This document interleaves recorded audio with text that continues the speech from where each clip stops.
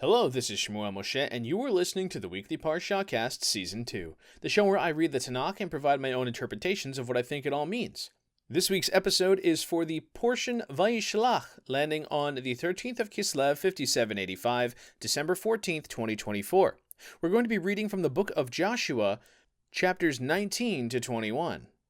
For those wanting a reading of Vayishlach, you can listen to the Weekly Parashahcast episode last year from Season 1. Now let's go ahead and jump on into the reading. This is going to once again be chapters 19 through 21 of the book of Joshua. English translation coming from Chabad.org. As always, I remind everybody I'm not a professional Torah scholar, just somebody who wanted to study the Torah. And now, the Tanakh. Let's go ahead and get started. Chapter 19, verse 1, book of Joshua.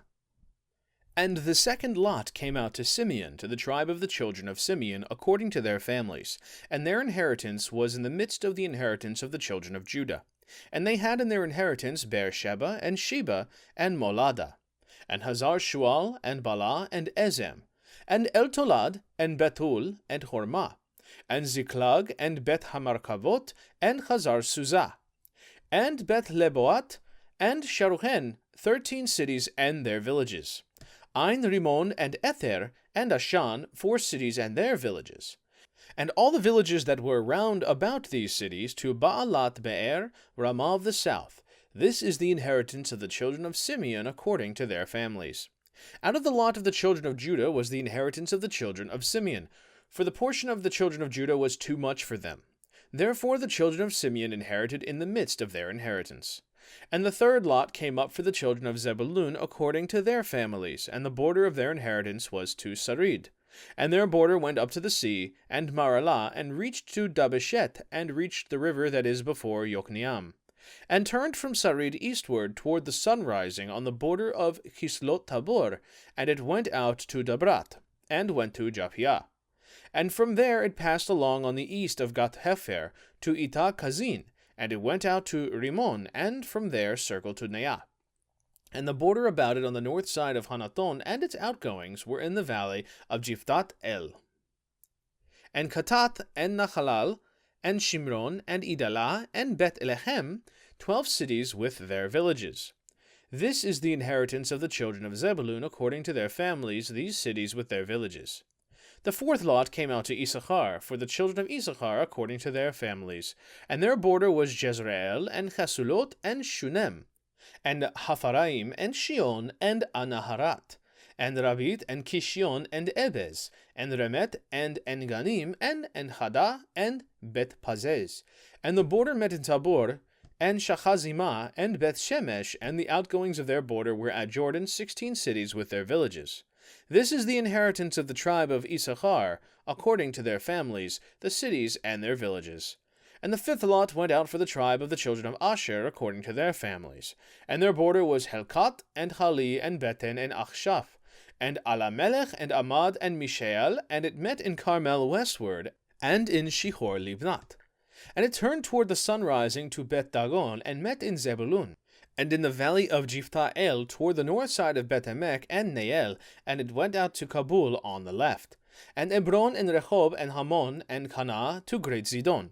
And the border turned to Ramah, and to the fortress city of the rock, and the border turned to Hosah, and the outgoings thereof were to the sea from the lot of Achzib. Umah also, and Aphek and Rehob, 22 cities with their villages. This is the inheritance of the tribe of the children of Asher according to their families, these cities with their villages. The sixth lot came out to the children of Naphtali, for the children of Naphtali according to their families. And their border was from Halef, from Elon Bazanaim, and Adami, Nekeb, and Jabneel to Lakum, and its outgoings were at the Jordan. And the border turned westward to Aznot Tabor, and went out from there to Hukok, and met in Zebulun on the south, and met in Asher on the west, and in Judah at the Jordan toward the sunrising. And the fortress cities are Zidim, Zer, and Hamat, Rakat, and Chineret, and Adamah, and Haramah, and Hazor, and Kedesh, and Edrei, and En Hazor, and Iron, and Migdael, Horem, and Bet Anat, and Bet Shemesh, 19 cities with their villages.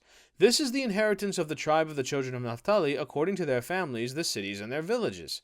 And the seventh lot came for the tribe of the children of Dan, according to their families. And the border of their inheritance was Zorah, and Eshtaol, and Ir Shemesh, and Shalvin, and Ayalon, and Itlah, and Elon, and Timnatah, and Ekron, and Elteke, and Gibeton, and Baalat, and Yehud, and Bene Barak, and Gat Rimon, and Meriakon, and Rakon, with the border opposite Yoppah. And the border of the children of Dan went out from them. And the children of Dan went up and fought against Leshem, and took it, and smote it with the edge of the sword, and possessed it, and dwelt in it, and called Leshem Dan, after the name of Dan their father. This is the inheritance of the tribe of the children of Dan, according to their families, these cities with their villages. And they made an end of dividing the land for inheritance by its borders. The children of Israel gave an inheritance to Joshua, the son of Nun, among them. According to the word of the Lord, they gave him the city which he asked, Timnath Serah, in Mount Ephraim, and he built the city and dwelt in it. These are the inheritances which Eleazar the priest, and Joshua the son of Nun, and the heads of the houses of the fathers of the tribes of the children of Israel, divided for an inheritance by lot in Shiloh before the Lord, at the entrance of the tent of meeting, and they made an end of dividing the land. Awesome. So that brings us to the end of chapter 19. So this continues based off of the previous chapters where we're dividing up the land. So previously, we found out that they were dividing it up based on first the half tribe that had yet been divided up, and of course Judah had already taken its portion as well. Gad and Reuben had taken theirs on the other side. So we need to finish up the dividing this all up, and we get to see each of these tribes gets their portion. Now it notes that the tribe of Judah had a portion that was too big for them, so it got divided up and split with the tribe of Simeon or Shimon. So I think that's fairly interesting. Why did the tribe of Judah end up with such a massive amount of land? Well, it's interesting, but I think it suggests that they were just so conquest-minded and so ready to settle in. I think it speaks to their zealousness, perhaps, to start claiming the land, and they took more than they needed. So that was easily reconciled. Some of that land was taken and given to the tribe of Shimon, and among Judah was, as it says here, given Shimon. Now, the rest of them all receive their portion as well, and then as we get to the end, we find out that not only did all of them get what was theirs, but also it notes that the tribe of Dan actually had to go and do a little bit more fighting to get some more of their inheritance. So it was the tribe, or the people of Leshem, the city there was taken. And finally, the last thing in this chapter is that Joshua himself gets his own piece of land. Just like Caleb received his, Joshua received his own city. They gave him, as it's called here, on Mount Ephraim, Timnath Serah. So he got his own city. He built the city and dwelt in it. Now, I think it's interesting, but basically we're seeing here that Joshua himself basically gets his own city. And what does that mean? So he's kind of like a local lord. He's the master of the city. Each of these cities having its own leaders. They're like mayoral provinces, lords, whatever you want to call them. But it's very interesting because all the different tribes have them. Also, Caleb has his, Joshua has his own. And you can look at this as being like his regal estate, if you will, or at least his lordship. Now we're going to go ahead and move on to chapter 20 as we note that this is all done before the priest. They've finished dividing up the land among the tribes. Chapter 20, verse 1, Book of Joshua. And the Lord spoke to Joshua, saying, Speak to the children of Israel, saying, Prepare for you cities of refuge, of which I spoke to you through Moses, to which a slayer that kills any person unawares unwittingly shall flee, and they shall be for you as a refuge from the avenger of blood. And he shall flee to one of those cities, and he shall stand at the entrance of the gate of the city, and shall declare his cause in the ears of the elders of that city. They shall take him into the city to them, and give him a place, and he shall dwell among them. And if the avenger of blood pursue him, then they shall not deliver the slayer into his hand, because he smote his neighbor unwittingly, and did not hate him from before. And he shall dwell in that city until he stand before the tribunal for judgment, until the death of the high priest that shall be in those days. Then shall the slayer return, and come to his own city, and to his own house, to the city from which he fled. And they set apart Kadesh in Galilee, Mount Naphtali, and Shechem in Mount Ephraim, Kiryat Arba, which is Hebron, in the mountain of Judah. And on the other side of the Jordan, at Jericho eastward, they had assigned Bezer in the wilderness upon the plain out of the tribe of Reuben, and Ramoth in Gilead out of the tribe of Gad, and Golan in Bashan out of the tribe of Manasseh. These were the cities set apart for all the children of Israel, and for the stranger that sojourns among them, that whoever kills any person unawares might flee there, and not die by the hand of the avenger of blood until he stood before the tribunal. All right. So there we have the end of this chapter, a fairly short one. It's about the sanctuary cities. Very important. This is something to be designated as if an accidental death occurs, so manslaughter in modern terms, and he does it on accident. It wasn't that he had a grudge. He just accidentally, unwittingly killed somebody. The guy who did the murder or the manslaughter has the right to flee to one of these cities and live there safely until he stands trial. Now, it refers a few times to the Avenger of Blood.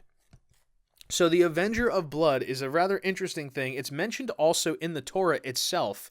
And so what is an Avenger of Blood? What is that person? Well, if we take it literally, it's somebody who's getting vengeance for someone who was killed. And if we think about it in the context of, blood will be repaid in blood. So if you murder someone, you are a killer.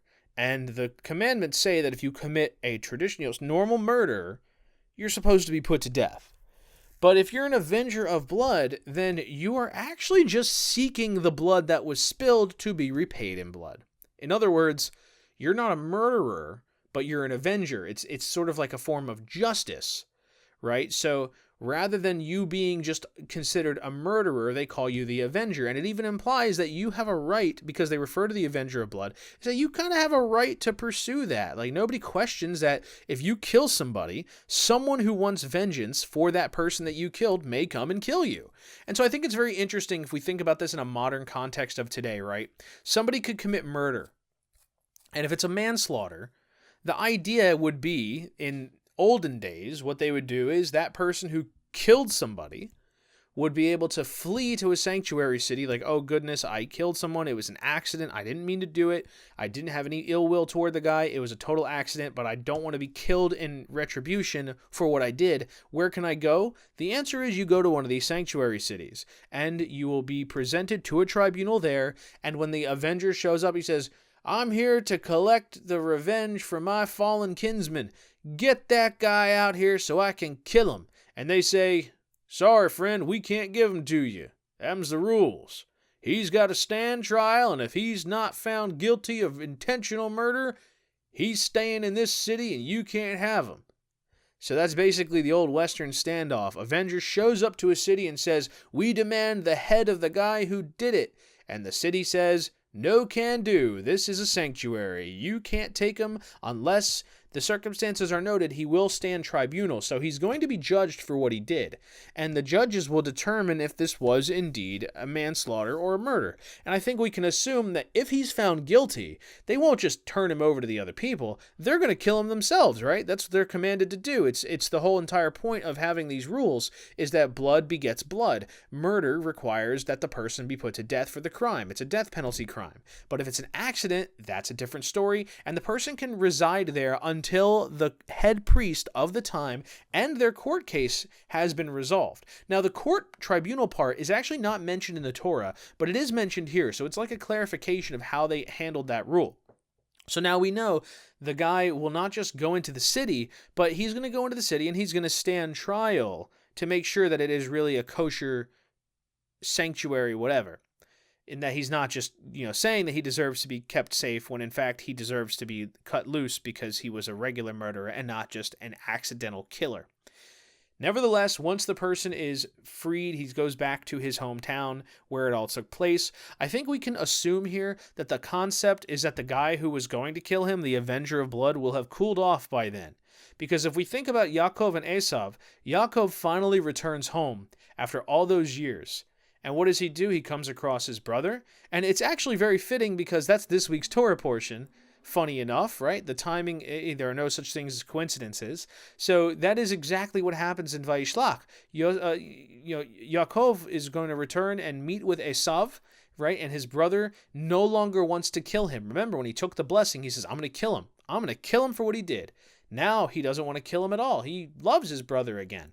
And he's apparently forgiven him, and it's all water under the bridge. So perhaps that is the precedent that once enough time has passed, the Avenger will, their burning heat, blood, passion, crime of passion will cool off, and they will no longer feel like they got to kill the guy. Plus, the person's been gone for so long, maybe things have changed at home. So, nevertheless, now we know the story about the sanctuary city. Moving on to chapter 21. Chapter 21, verse 1, Book of Joshua. And the heads of the fathers of the Levites approached Eleazar the priest and Joshua the son of Nun, and the heads of the fathers of the tribes of the children of Israel. And they spoke to them in Shiloh in the land of Canaan, saying, The Lord commanded through Moses to give us cities to dwell in, and the open land around them for our cattle. And the children of Israel gave to the Levites from their inheritance, according to the commandment of the Lord, these cities and the open land around them. And a lot went out for the families of the Kohathites, and the children of Aaron the priest, who were of the Levites, had by lot from the tribe of Judah, and from the tribe of Simeon, and from the tribe of Benjamin 13 cities. And the rest of the children of Kohath by lot 10 cities from the families of the tribe of Ephraim, and from the tribe of Dan, and from the half-tribe of Manasseh. And the children of Gershon had by lot from the families of the tribe of Issachar, and from the tribe of Asher, and from the tribe of Naphtali, and from the half-tribe of Manasseh in Bashan 13 cities. For the children of Merari, according to their families, there were 12 cities from the tribe of Reuben, and from the tribe of Gad, and from the tribe of Zebulun. And the children of Israel gave to the Levites by lot these cities, with the open land around them, as the Lord had commanded through Moses. And they gave from the tribe of the children of Judah, and from the tribe of the children of Simeon, these cities that will be mentioned by name. And it was for the children of Aaron, of the families of the Kohathites, of the children of Levi, for theirs was the first lot. And they gave them the city of Arba, father of the Anok, which is Hebron in the hill country of Judah, and the open land around it. And the fields of the city and its villages they gave to Caleb, the son of Jephunneh, in his possession. And to the children of Aaron the priest they gave the city of refuge for the slayer Hebron, and the open land around it, and Libnah and the open land around it, and Yatir with the open land around it, and Eshtemoa with the open land around it, and Holon with the open land around it, and Debir with the open land around it, and Ain with the open land around it, and Utah with the open land around it, and Beth Shemesh with the open land around it, 9 cities from these 2 tribes. And from the tribe of Benjamin, Gibeon and the open land around it, Geba with the open land around it, Anatot with the open land around it, and Almon with the open land around it, 4 cities. All the cities of the children of Aaron the priests were 13 cities and the open land around them. And to the families of the children of Kohath, the Levites who remained of the children of Kohath, the cities of their lot were from the tribe of Ephraim. And they gave them the city of refuge for the slayer Shechem with the open land around it in the hill country of Ephraim, and Gezer with the open land around it, and Kibzaim with the open land around it, and Beth-Horon with the open land around it, 4 cities.